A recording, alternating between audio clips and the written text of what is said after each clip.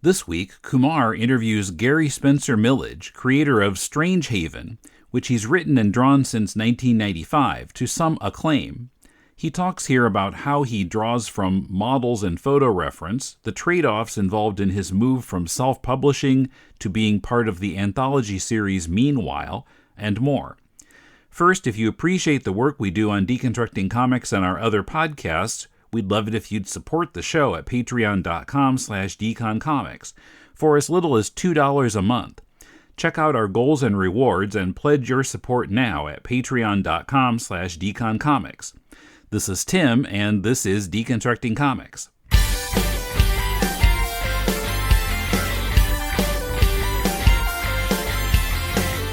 This is Kumar. Welcome to Deconstructing Comics. I'm speaking with Gary Spencer Millidge. How are you, Gary?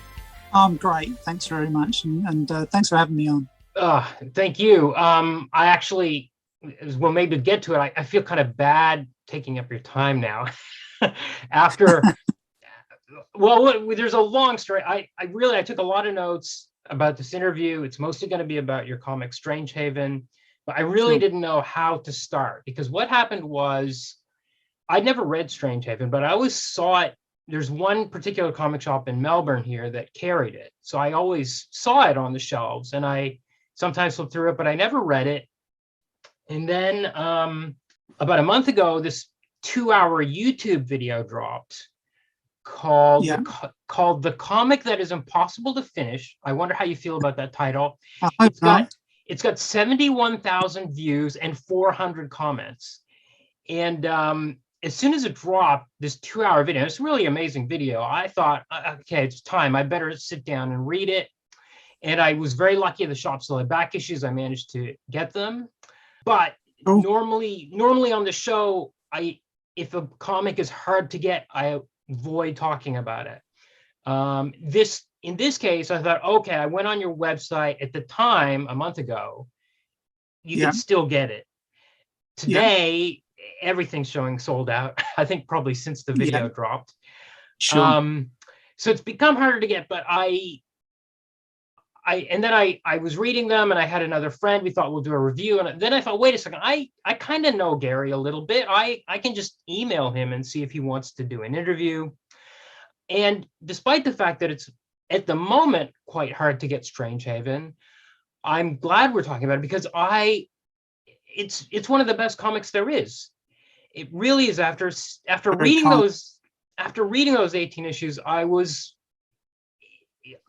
just in shock. It was this thing that was hiding in plain sight.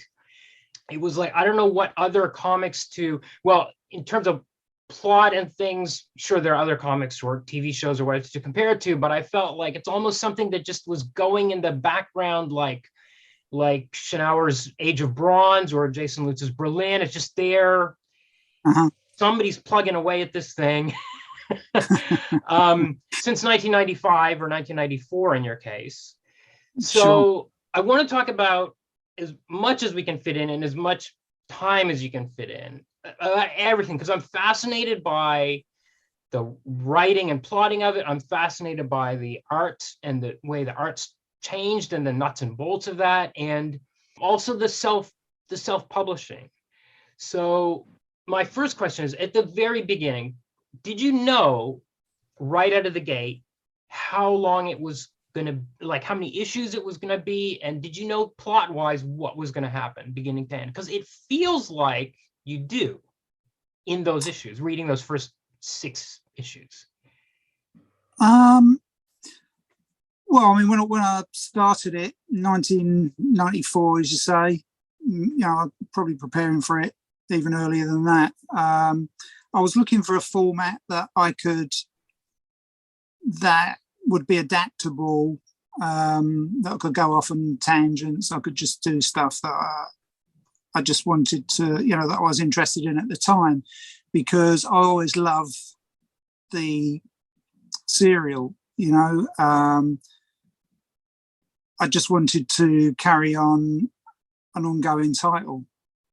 I didn't really see an end to it, but I had to have something to work towards initially. So I had I set up one or two mysteries, and obviously, if you're going to set up a mystery, I mean, there's different ways of doing that. You can do it like they did in the Lost TV show, where they just threw stuff out there and tried to figure it out later, or you can have something in mind and just gradually work towards it, and then, you know, follow detours as they come up. So yeah, I mean, there's a underlying mystery or two in the background, but essentially it was just following, you know, the journey of Alex Hunter and meeting the inhabitants of this small village that he stumbles on, and the different characters in there. So I had a basic framework that I was working within, and at the time my aim was to do a monthly comic. That soon became, you know, pretty impossible. Or I soon realised it was going to be impossible because I was doing everything myself. So I gradually, you know, come to the conclusion that, you know, I ought to wrap it up before I was in the ground, you know. Yeah. So, okay, so an interesting thing to me is, so it's kind of about this man, Alex Hunter, who becomes trapped in this small town that I guess he was passing through, or he took a wrong turn. He ended up in Strangehaven, and he almost seems to hit a woman that's standing in front of his car, and he ends up hitting a tree, and then the woman apparently wasn't there. This woman is mentioned in the summary of every issue. She's never forgotten about, but we only, except for the sequence where he goes camping, he doesn't encounter her again. And the mention of Lost is interesting because I watched season 1 of it and was very frustrated by not knowing if what was going on was mystical or scientific, or, you know, what was actually happening on this island. And it's interesting to me with Strangehaven because it never frustrated me. And I thought it kind of would, because that woman, that mystery woman, is mentioned every single issue in the recap. Do you don't have to give it away, but do you have do you have a sense of if what's going on in this strange town is mystical or not? Well, I love ambiguity. One of the inspirations for Strangehaven was The Prisoner. Sure. Was, you know, I was just a young kid, and my brother was into The Prisoner when it was first airing in the late 60s. And I think people still love it now and still talking about it now. And it's not just the quality of the series; it's because of the different interpretations you can give the ending, and, you know, the individual episodes, what it's about. So I've always been a big fan of a certain amount of ambiguity. So as you know, and as you say, it's a fine line between something being frustrating and you know, satisfying. So I've kind of wanted to give an answer to people with different interpretations of what's going on. So there's a lot of characters in Strangehaven that have their own beliefs. You know, they might think they're an alien from the planet Nimoy, or they may be, they may not be, but they're presented, you know, I mean,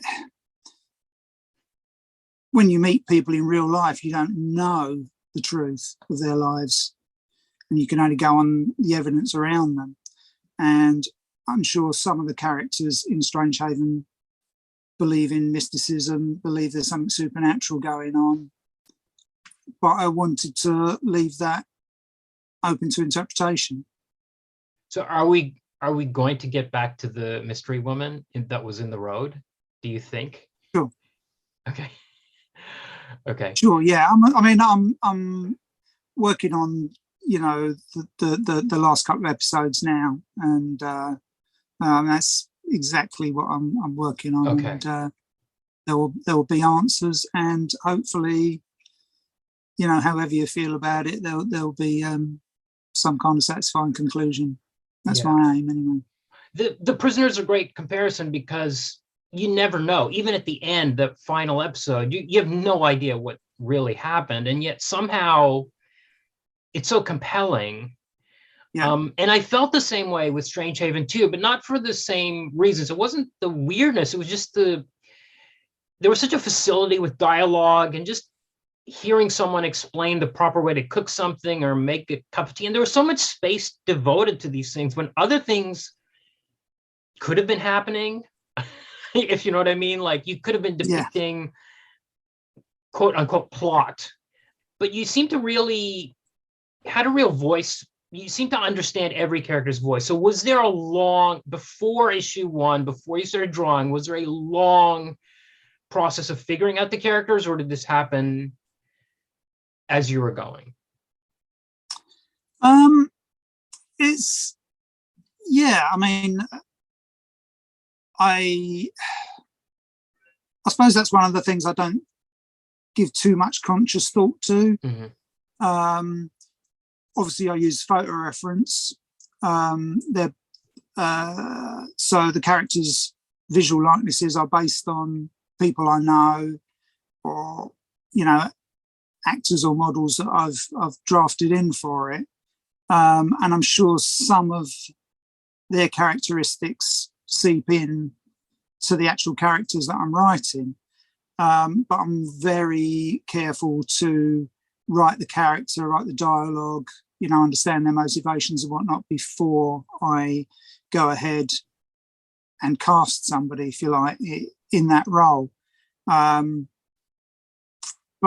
the fact that there's somebody else there that I might deliberately be playing against type there, I think can help make them more of a kind of a rounded character on the page.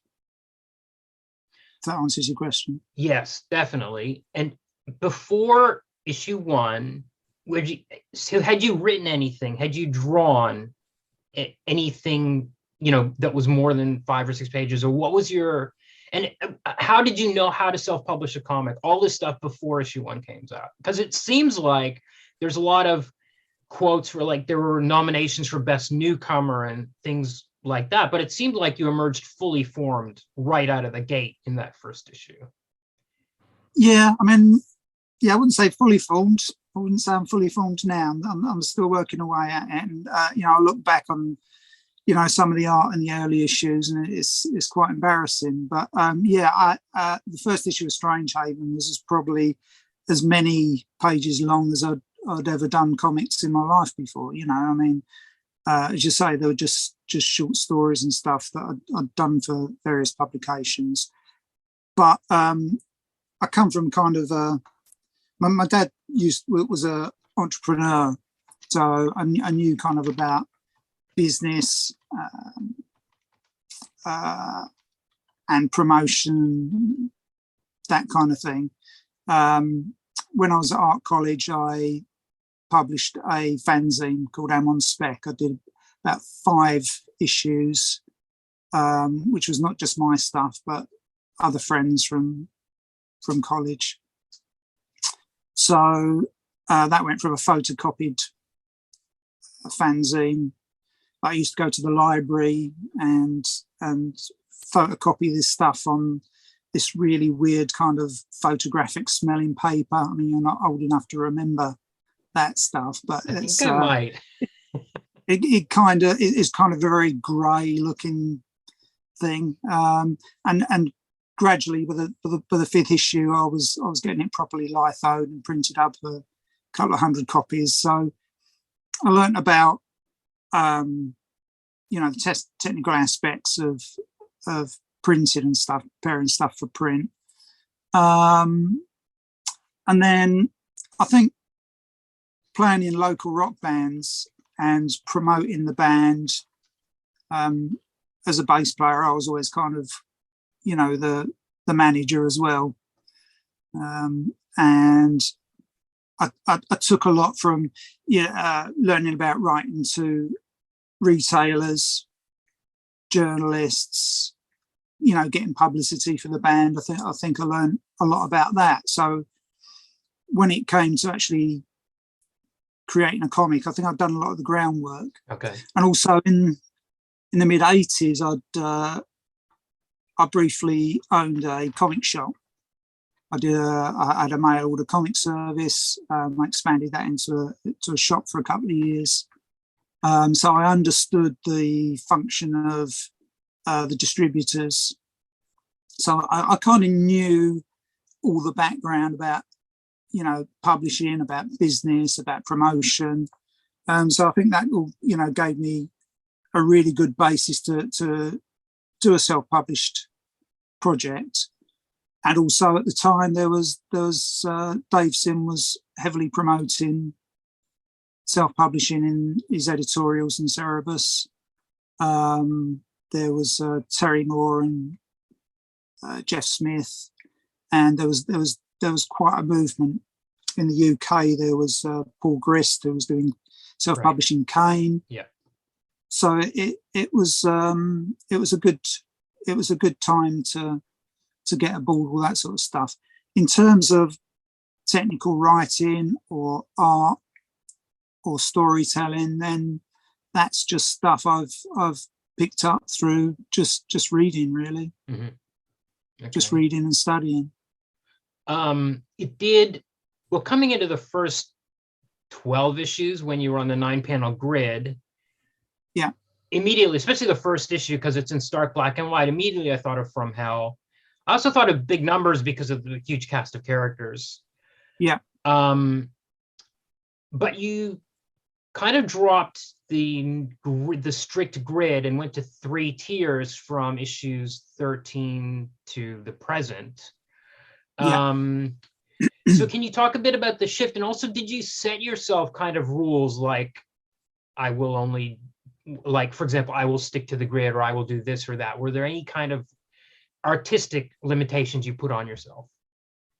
Absolutely, yeah. I mean, if you look at the comics I drew when I was a teenager, I was influenced by, people like Neil Adams and Jim Starlin, and my layouts were all over the place. But I was actually inspired by not so much Watchmen, you might assume, but there was a comic by Keith Giffen called Ambush Bug, which was a 4-issue miniseries. Yeah. And he was, I think he was greatly inspired by Jose Munoz, who did something called Joe's Bar. Mm-hmm. And it was a very stark black and white, strictly 9-panel grid. He had lots of photocopied panels, so lots of repeated panels, and it was kind of quick and dirty. Another influence was Dave McKean's Cages. Sure, yeah. Which again was it was 2-color, but I mean essentially it was black and white, very graphic, very strict panel layouts.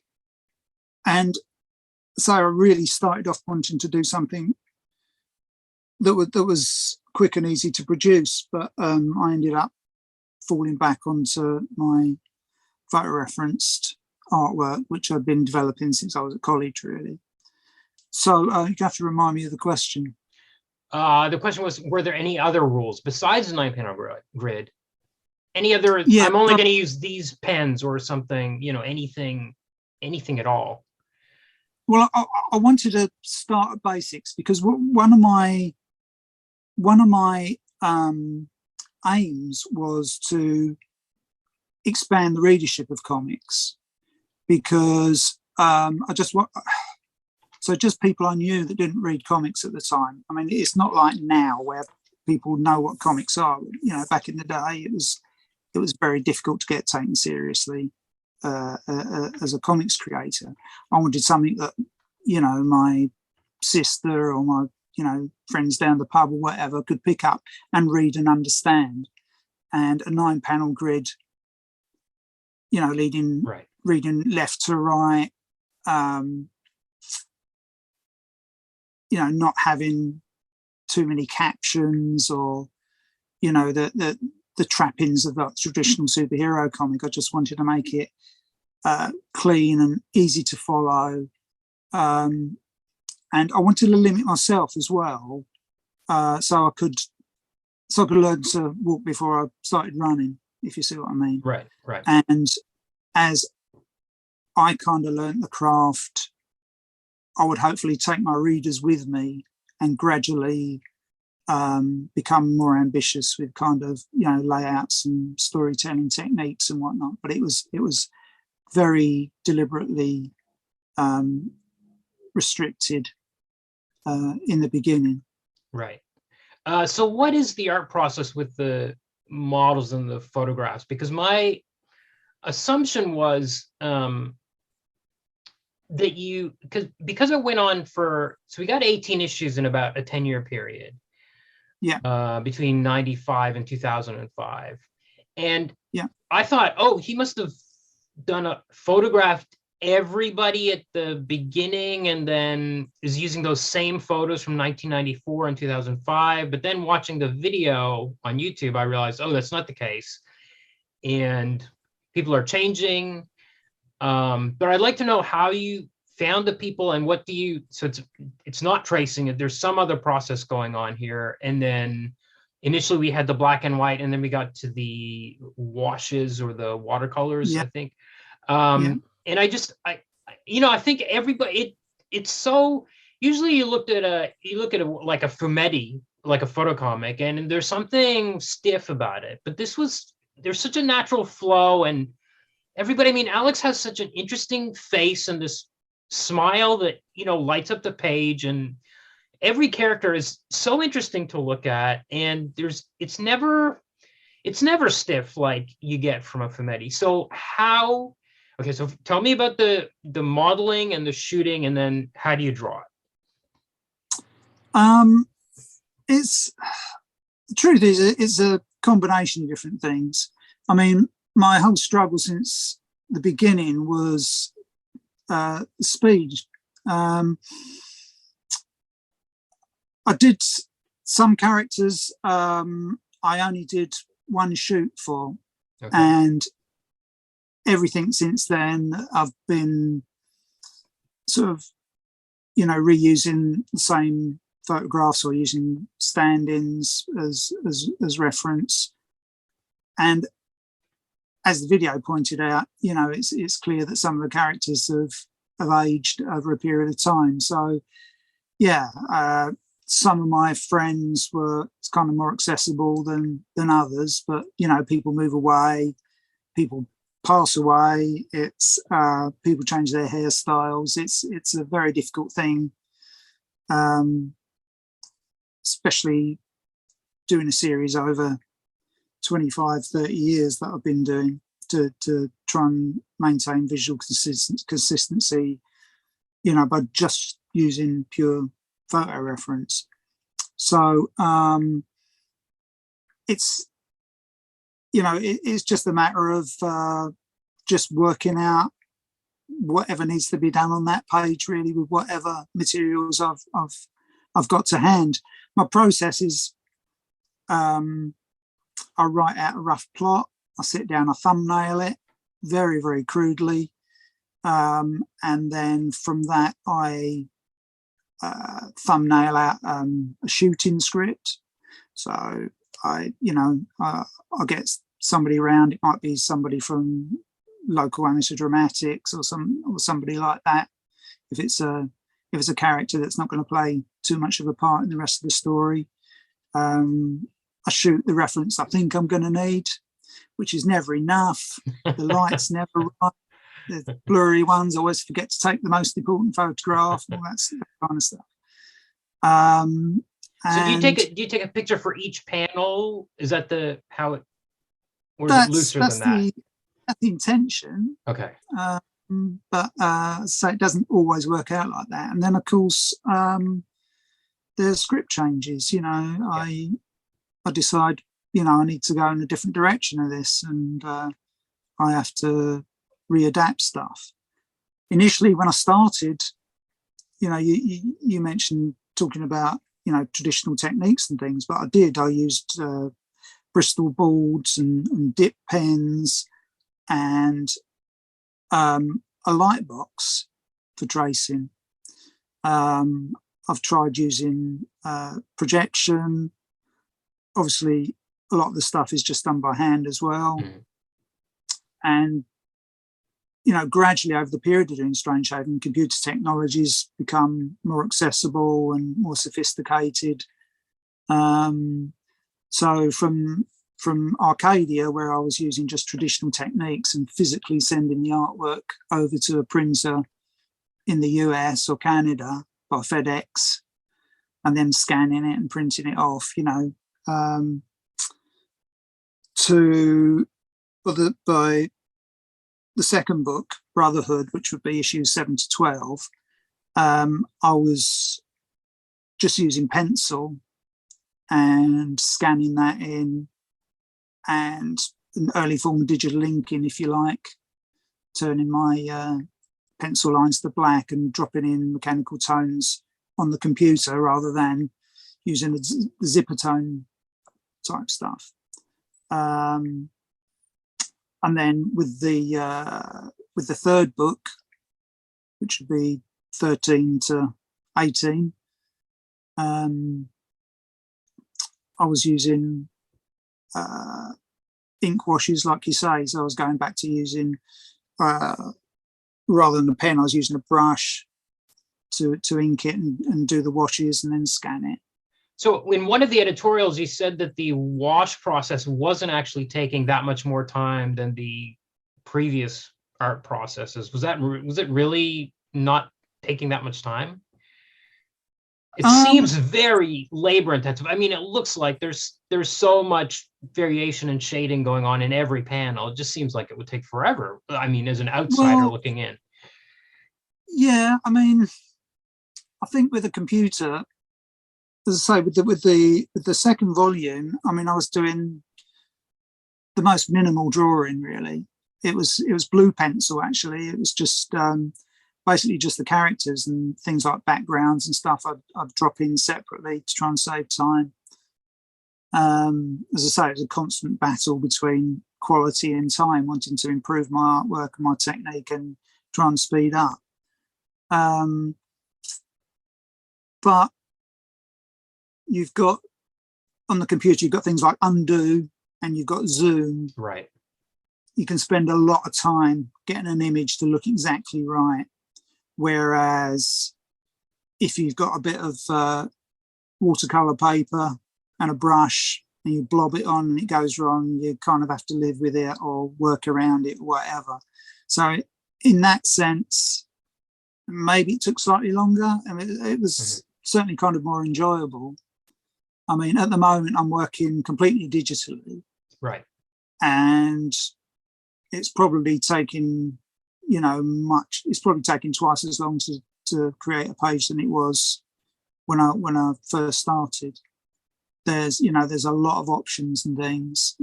And when this fourth book's done, I'll probably like to go back to creating physical artwork again. Right. For a little while. Is the fourth book really going to be the last book? Yes. Okay. For sure. At the moment, it looks to be about 200 pages or something. So, okay. And the other thing is the fourth book's in colour. Right. So when I moved to Meanwhile and left self-publishing behind, I was kind of talked into doing it in colour, which I kind of regret a little bit. It's certainly given me more options for storytelling, and but it has added a lot of time to the actual process. A lot more thoughts got to go into it as well. Right. Coming up, Millidge's move from self-publishing to the Meanwhile anthology, his life-Strangehaven balance, future publishing plans, and more. But first, a reminder to join us for bi-weekly 20th Century TV and music trivia quizzes and more on our Patreon page. Every month, patrons donating $4 a month or more also get a full-length podcast episode reviewing an issue of The Amazing Spider-Man by Lee and Ditko. And the transition to John Romita Sr. is coming up fast. Check out our goals and rewards at patreon.com/deconcomics. If you'd rather give a one-time donation, you can do so via PayPal by sending it to mail@deconstructingcomics.com. We appreciate your support. Greetings from Wayne Manor Memoirs, a podcast dedicated to exploring the Batman mythos. Each episode, we research a character, story, contributor, or piece of pop culture related or adjacent to the Dark Knight, and try to understand why these topics are important to the Bat mythos. I'm Joe. I'm Kendall, and some of our favorite topics include the transformation of Mr. Zero into Mr. Freeze, The early appearances of the Riddler, Booster Gold, Commandi, Jim Aparo, and many, many more. Check out Wayne Manor Memoirs every other Friday, wherever you download your podcasts. And follow us at Wayne Manor Memoirs on Facebook or at W Memoirs on Twitter. Until next time, Bat Fanatics, be brave And stay bold. So you self-published for the first 18 issues over 10 years. Yeah. These issues were, because I read this single issues over the past couple of weeks, there's not just the comic, there's massive amounts of extra content. The letters that were coming in were so long, very long letters. You seem to print a lot of them. So there's like 10 pages of extra stuff. There's the editorials as well. And then several years ago, this strip kind of got resurrected in this anthology called Meanwhile. So as you mentioned, you're not self-publishing anymore. You're with a publisher. So talk about the shift. So why would you self-publish in the first place in 1995, which it seems to me would have been an impossible. You're in the UK, you're not even and you're nowhere near the printers. It seems like it would have been only Paul Grist apparently was the only other guy doing it apparently. It sounds like it would have been a real nightmare. So talk about that decision, and you really seem to really stick it out. Like, I'm going to do this, and you kept doing it. It seemed for a very long time, and it seemed like, Meanwhile, was it a compromise, or was it the thing that had to happen? Was it the phase that, okay, I'm ready to put this in something else that somebody else is going to publish? I always wanted to self-publish just because of the amount of control I'd have over it. As I say, I think it comes from growing up in that entrepreneurial kind of atmosphere. I was aware of a lot of stories about big companies ripping off artists, as I say, being in the music business for a little while. And, I didn't want to say, initially I took a version of the first issue, a slightly shorter version of the first issue, and sent that to various publishers. And I didn't really get any bites on it. But there was some enthusiasm shown by Vertigo, who had a UK base at the time. There was certainly, a dialogue opened up, and Dark Horse and a few other companies. But really, I didn't want to be in the position where I was too slow and I'd get sacked off it and somebody else would take over Strangehaven, and I would have lost everything that I, invested into it. So creative ownership was very important to me. Creative control was very important. And I don't think the first issue was quite professional standards. I just wanted to, to do my own thing, and everything being equal, I'd still like to be self-publishing now. But the burden of having to write and draw and publish and promote and everything, everything I did, it's kind of too hard to sustain on a part-time basis. I think if you could do that and earn enough money to live on alone, then that would have been the ideal situation for me. But as it was, I had to do other work. I was working as a market trader, and I've had jobs at the local college part-time. So it was, it's always a juggling act. when I reached the end of book 3 and issue 18, so I think I had issue 17, 18, and the trade paperback will come out in 2005. Because it had been going 10 years at that point, it wasn't really making too many waves. Mm-hmm. And it was, I kind of got a bit burnt out, I think, at that stage of really trying to make it for 10 years. And I wasn't going to shelve it or give up, but, my home situation had changed. I'd moved in with a partner and, had a different outlook and different responsibilities and whatnot. And it's never been, Strangehaven's never been off my drawing desk. I've always been working on it one way or the other.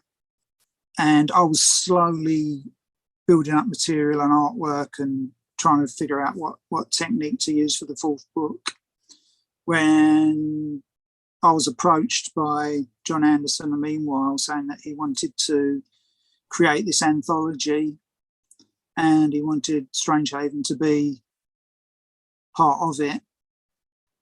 And he would pay me a page rate for essentially the first print rights, so that I would still own it, it would still come back to me, and I'd also get paid for it, which outside of self-publishing, it's probably the best deal I could get, really. Yeah. So I initially turned it down, and he... Well, okay, tell me about your turning it down initially, and you were just really firm about, I'm going to self-publish this and I'm going to finish it eventually. Was that the mindset? Yeah. Well, I turned it down initially, and basically he doubled the page rate. Okay. So I thought it's too, it's let me just kind of bite my tongue, get my head down, just finish the thing, because at the end of book 3, basically I thought, okay, well, I've got to draw this thing to a close at some point. There's a lot of people getting frustrated because it's coming out so infrequently, and I sat down and plotted out and thumbnailed out the whole of the 4th book. Okay. So I kind of knew where it was going, and I thought, okay, well, let's go ahead and do it. But I've got to admit, it's been a bit of a struggle. It's having complete control and having control over the creative side of it and not the publishing side of it has been quite frustrating for me. Mm-hmm. Did it ever, I was going to ask, did it ever cross your mind? I know what the answer is going to be, but did it ever cross your mind for a second to bring in a colorist, a Lynn Varley or a Laura Allred type, somebody else that could do the colors? Or was that you'd already, I guess, sacrificed a certain amount of control by going to Meanwhile? Well, yeah, I honestly can't remember if I seriously considered it. I think a Lynn Varley would probably be out of my price range. Right. I think it's probably something I decided once I agreed to it very reluctantly to actually colour it. I fully embraced. Mm-hmm. I thought, okay, well, let's take this and try and learn how to colour this thing on somebody else's watch, because obviously in 1995 when I first started self-publishing, nobody was self-publishing in colour, and there was still a lot of black and white books, even at Image, it's the cost, the relative cost of colour printing has come down in real terms, and now the black and white stuff is very rare. So I thought, okay, well, it's a new volume, it's a new challenge, if you like. So like every 6 issues, I wanted to step it up and do something a bit different with it. and it's something I'm still struggling with, especially in the way it looks in print. Meanwhile, it's been published in a number of different places, and so it's not been easy to compare with what's on my screen to what's being printed, and you adjust one way and you switch printer and then you get a kind of different result. So again, that's been another frustration, not having control of that. Right. You mentioned the other jobs that you've had over the years, and one of the things I was thinking about with Strangehaven is just one of those, it's like a comic you see on the shelf, and as an outsider, when you see a comic book on the shelf, you feel like that person is a cartoonist. That's what they do. They make this comic. But I wonder how much of your life do you think is taken up by Strangehaven? What percentage of it? Like actual time out of your day, or even psychically, how much is it on your mind? And how has that shifted over the years? Obviously, it's changed a lot since 2005. Yeah, it's been a constantly moving target, really. So, yeah, I mean, I've had the luxury of different kind of part-time jobs where, say, working at markets at weekends, I'd pull long days. I'd have to travel long distances to sell shoes at 2-hour drive away, and kind of earn all my week's money in 48 hours, and then have a day to recover, and then have 4 days to work on the comic kind of thing. And then I used to have teaching jobs at the college, which was here and there, and I'd have to fill in. I'd just have to draw when I could, really. More recent years, I've been running my own freelance design company, so it would be working on Strangehaven in between the big jobs. So, I might be working on a job for 4-6 weeks on a big catalogue or something, or it might just be a day here and there. And when I didn't have that work, I'd be working on Strangehaven. Mm-hmm. At the moment, I'm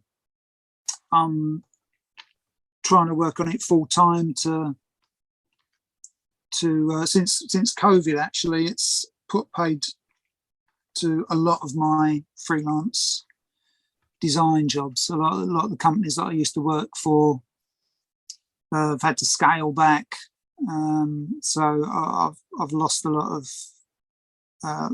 work there. So swings and roundabouts.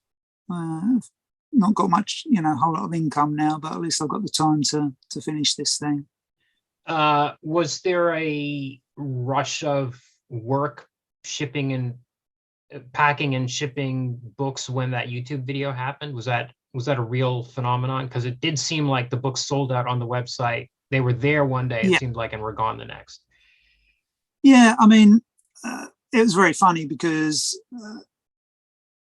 or I should say it's very ironic, because the whole, a lot of the 2-hour video is about, juggling the admin side and the life side against the creative side. And of course, it took at least a month, probably 5 weeks out of my drawing time to actually fulfill all those orders and pack all those orders up. Right. I mean, last year I took a big chunk of time out to actually get my website up and running. It kind of been it'd been offline for about 7 years. Really needed a big update, and I'd had a stock. I used to have a big stock of Strangehaven over in the US, because Top Shelf Comics used to act as my kind of agent and sub-distributor over in the US, so they could always fulfill single orders or distributor orders over there. And what happened when IDW bought Top Shelf, took Top Shelf into their umbrella, they had to close down their own warehouse, and I shipped as many books over as I could, or as I could afford, and the rest got pulped.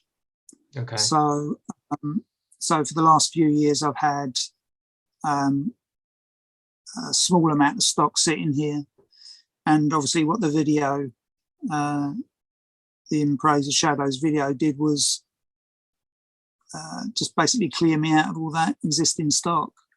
So now it's completely out of print. Okay, so is it going to come back into print? Are you going to do another run, or what's the plan here?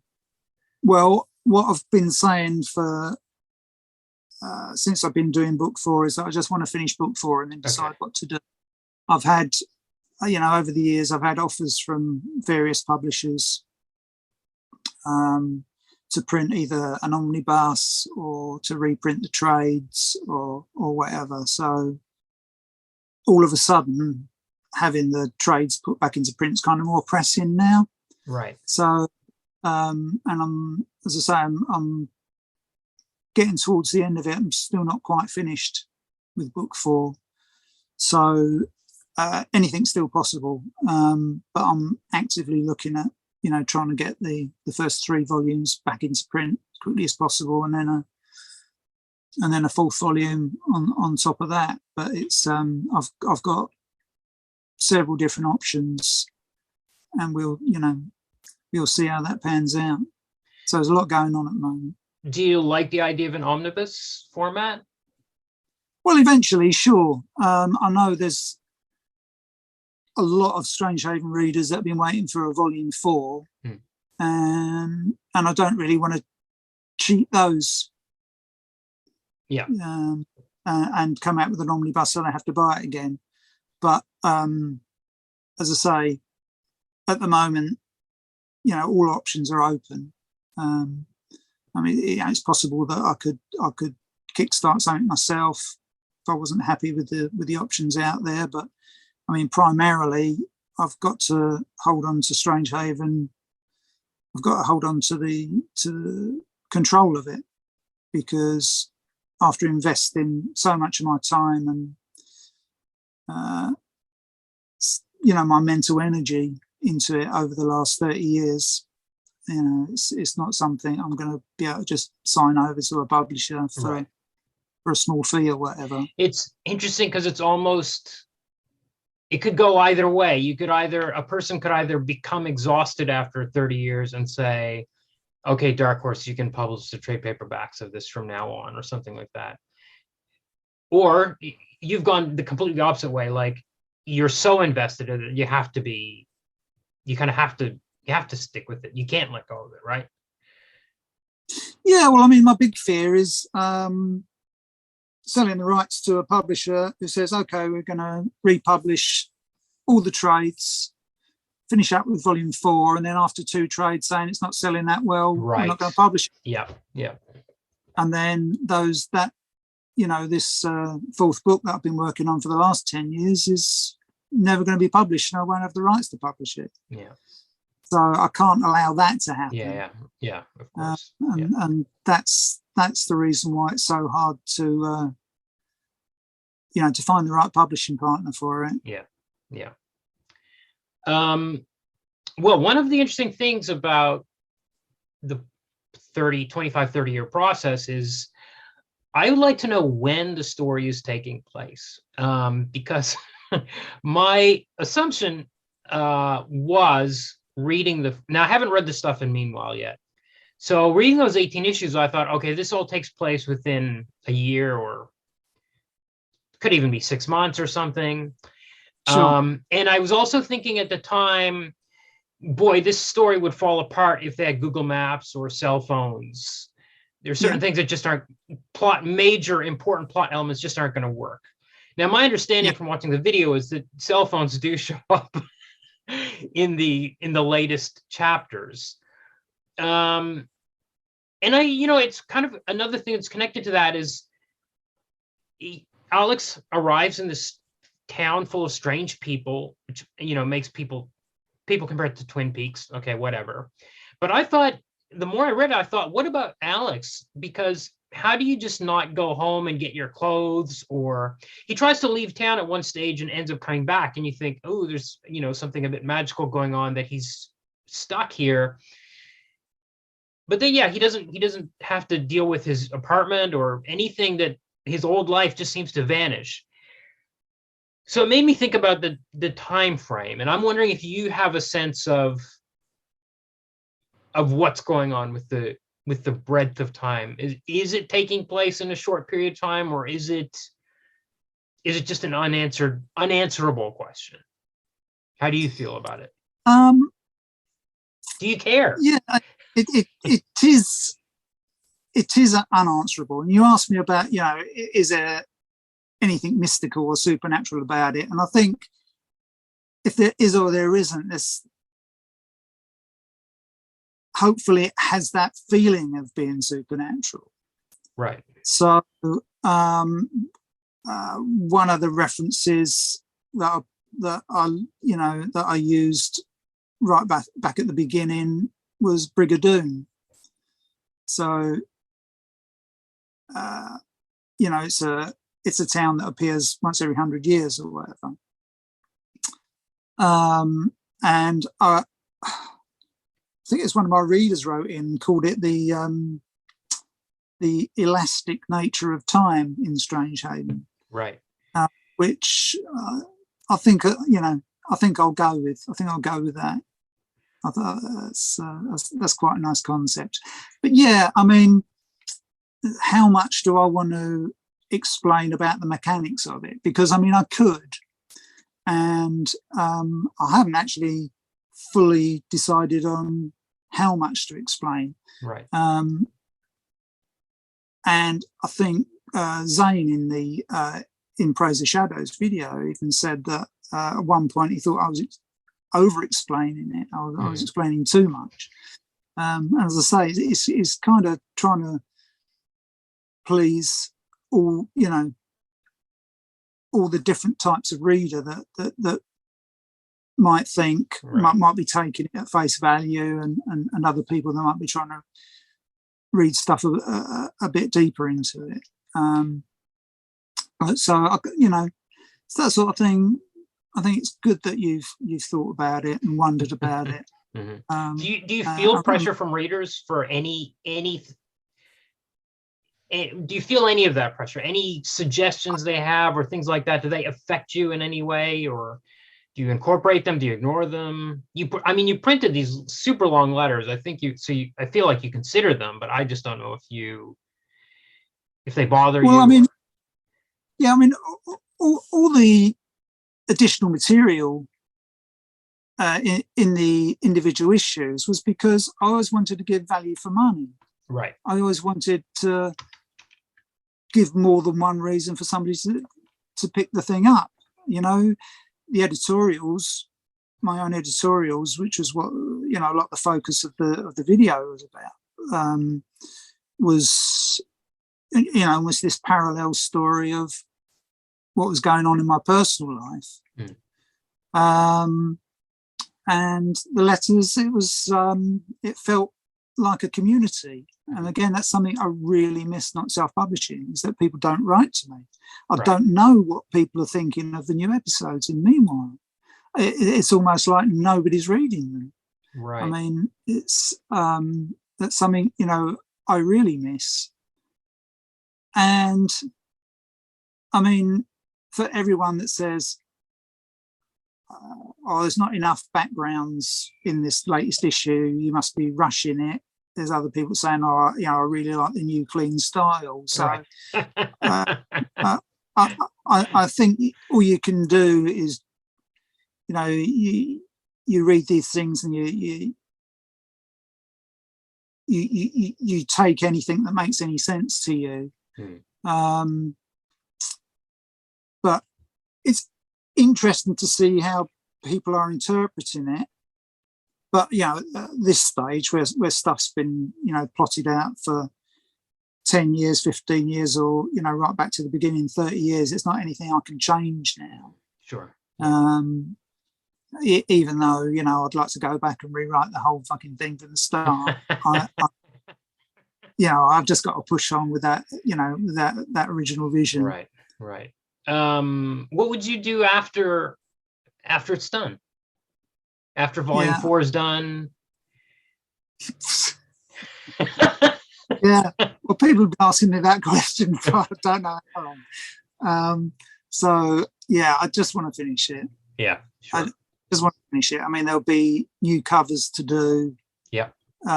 There'll be, you know, I need to probably go through and freshen up the lettering and make a few small adjustments. Yeah. To some of the artwork. I think all that's going to take time. Of course, over the last 30 years, I have come up with other stuff I'd like to do. But certainly don't think I'd attempt anything as ambitious as Strangehaven. I don't Have you think been, besides the Treehouse of Horror issue, have you done any side gigs? Have you been offered any comic scripting jobs, that kind of pay work for hire kind of thing? Yeah. I've done quite a lot of charity bits and pieces, you know, pin-ups and stuff, and I did a 6-page story for the Where We Live Image anthology. Yeah. Which I was very flattered to be asked to contribute to that, and I was very pleased with what I did. I think that's some of my best work. In terms of writing, I've been asked by, you know, writers to draw for them, but I mean, I just haven't got the time or the energy, certainly not until I finish Strangehaven anyway.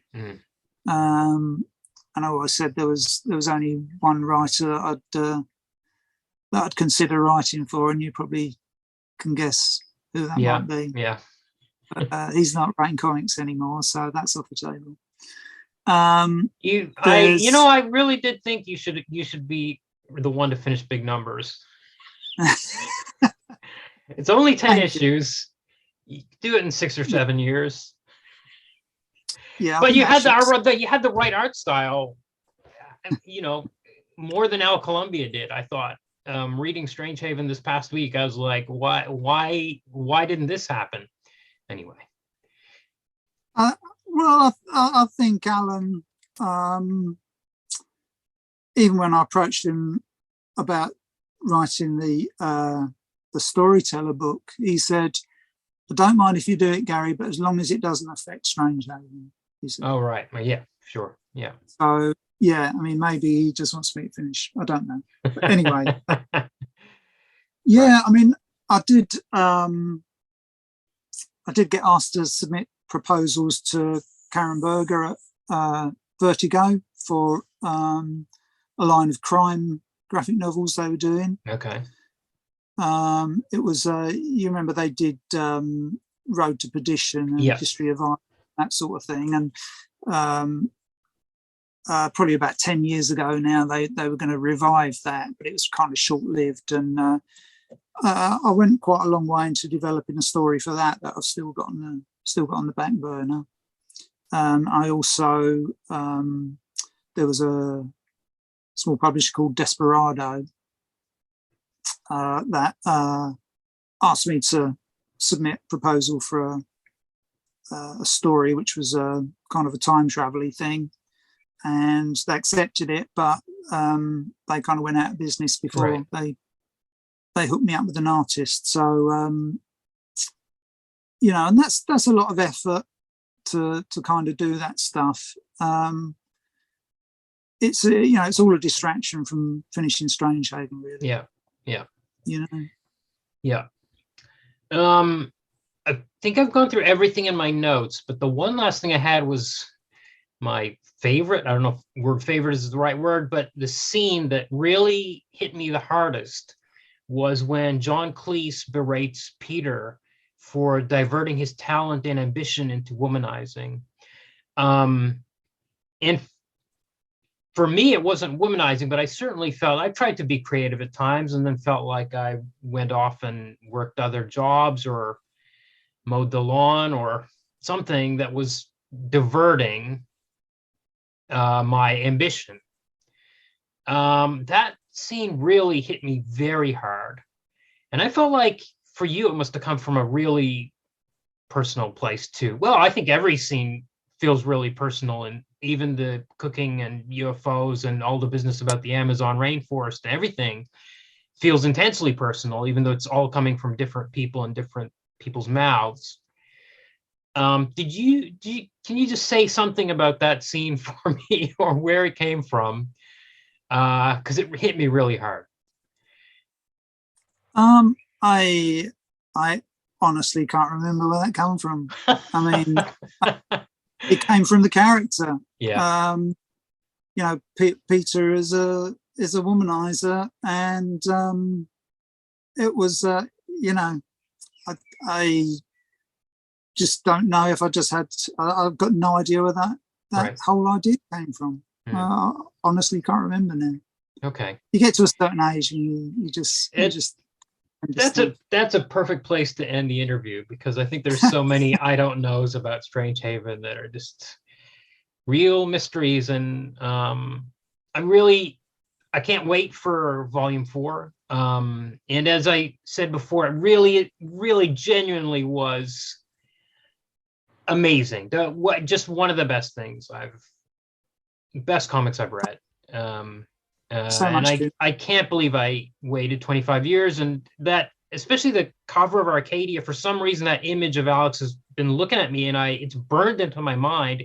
I didn't own it before, but I mean, I don't know where I saw it, but I've never forgotten it. Do you want to have the last word? Do you have anything you want to say about it? I really don't, and I can't promote it, can I? Because I've got nothing to say. There's a few bits and pieces on my website, millidge.com, and if anyone's interested in going to the website and going up in the top right hand corner and signing up to my newsletter, then they'll get a newsletter when they come back into print. Okay, perfect.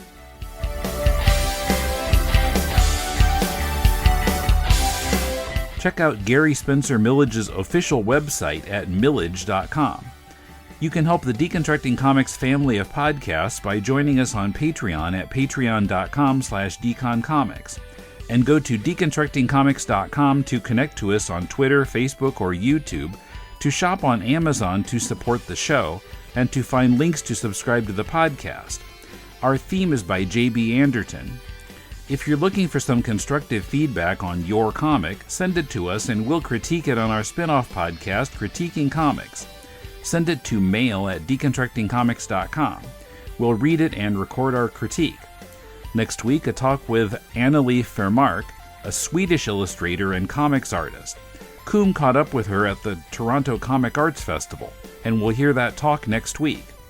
Till then, this is Tim, and thanks for listening to Deconstructing Comics.